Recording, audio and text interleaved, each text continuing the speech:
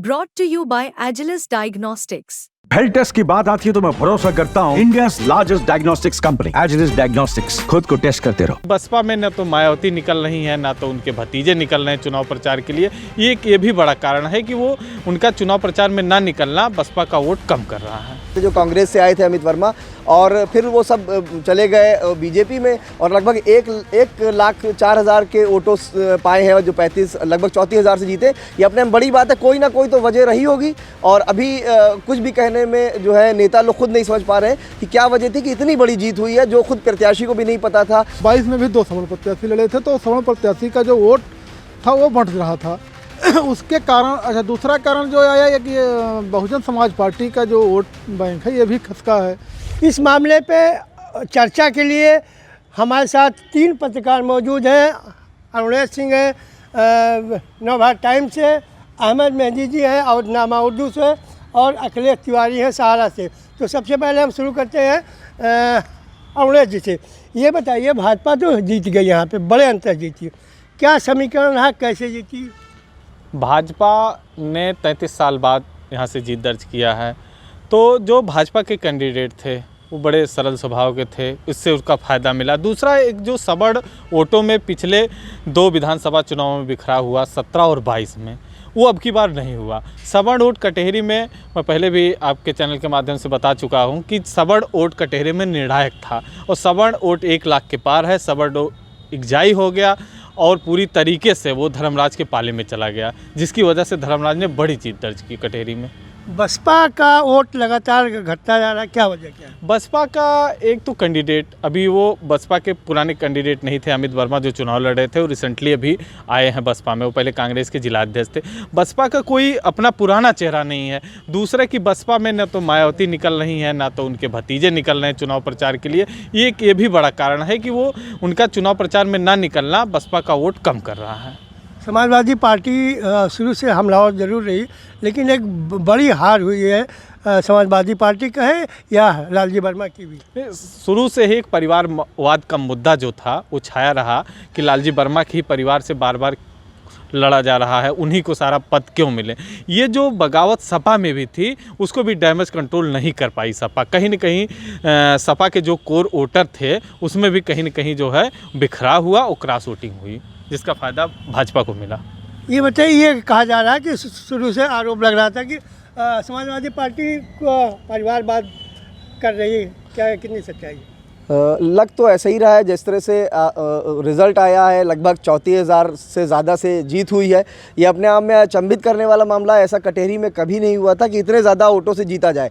अब कटहरी में समाजवादी पार्टी से क्यों लोग खफा हुए, लेकिन खफा होने के बावजूद बसपा में नहीं गए, जबकि एक सरल स्वभाव के वो भी नेता थे जो कांग्रेस से आए थे अमित वर्मा, और फिर वो सब चले गए बीजेपी में और लगभग 1,04,000 के वोटों पाए हैं और जो 35 लगभग 34,000 से जीते। ये अपने में बड़ी बात है। कोई ना कोई तो वजह रही होगी और अभी कुछ भी कहने में जो है नेता लोग खुद नहीं समझ पा रहे हैं कि क्या वजह थी कि इतनी बड़ी जीत हुई है, जो खुद प्रत्याशी को भी नहीं पता था।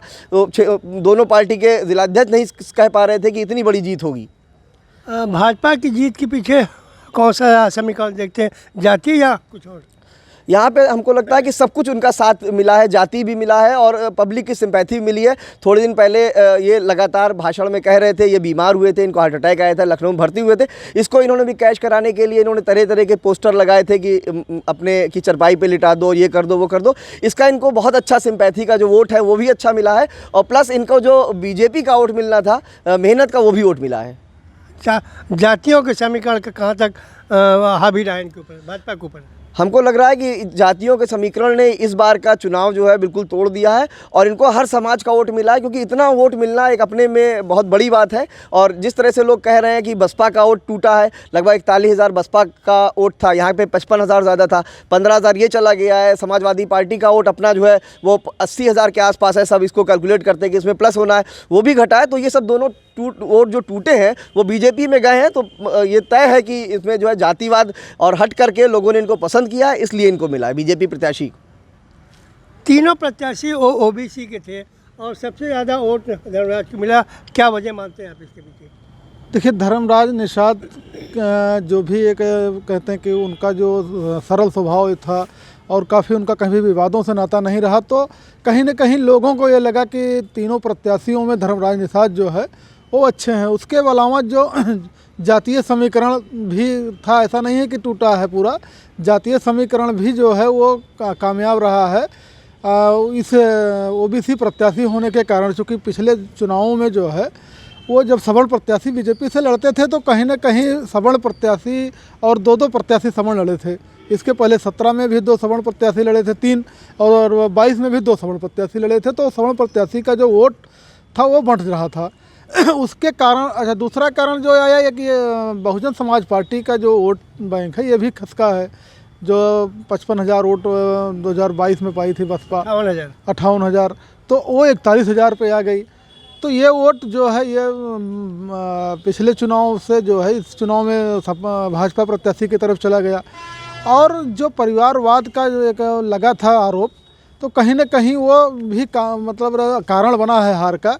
क्योंकि जो सपा के लोग थे वो शुरू में जब उनको टिकट मिला शोभावती वर्मा को तो काफ़ी विरोध भी जताया गया था। यादव समाज ने तो पूरी एक मीटिंग भी कर ली थी कि हम जो है परिवारवाद के खिलाफ वोट करेंगे, लालजी वर्मा को वोट नहीं देंगे, अपना प्रत्याशी खड़ा करेंगे। हालांकि बाद में शिवपाल यादव ने आके उनको मैनेज तो किया, प्रत्याशी तो नहीं मैदान में आए, लेकिन वो कहीं ना कहीं जो एक अंतरकला थी परिवारवाद को लेकर कि एक ही प्रत्याशी के साथ जो है सब एक ही परिवार में हर चुनाव नहीं लड़ा सकता है। तो ये का एक कारण जरूर रहा है।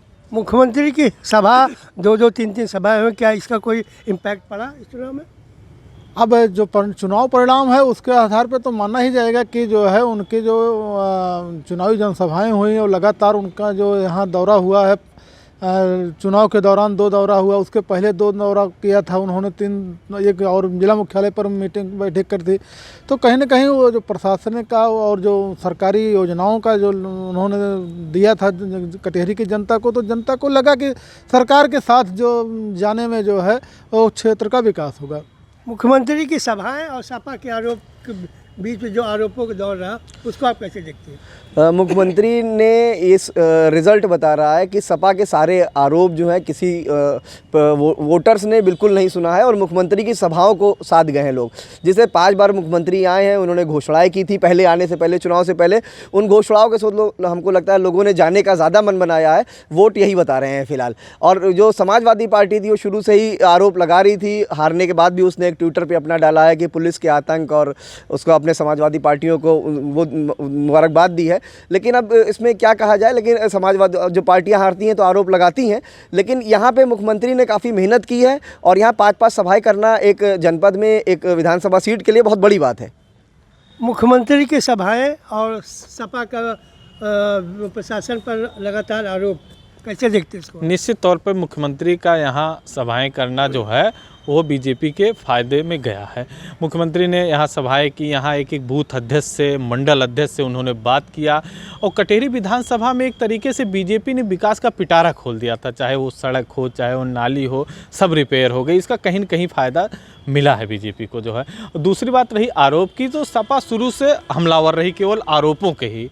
वो अपनी चीज़ें जनता को बता नहीं पाई, वो भारतीय जनता पार्टी की कमियां नहीं गिना पाई, केवल आरोप लगाते रहे और आरोप को जनता जो है वो ना समझ पाई।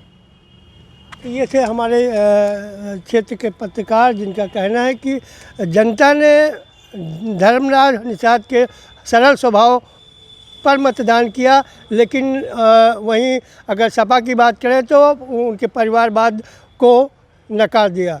के पांडे, यूपी तक, अम्बेडकर।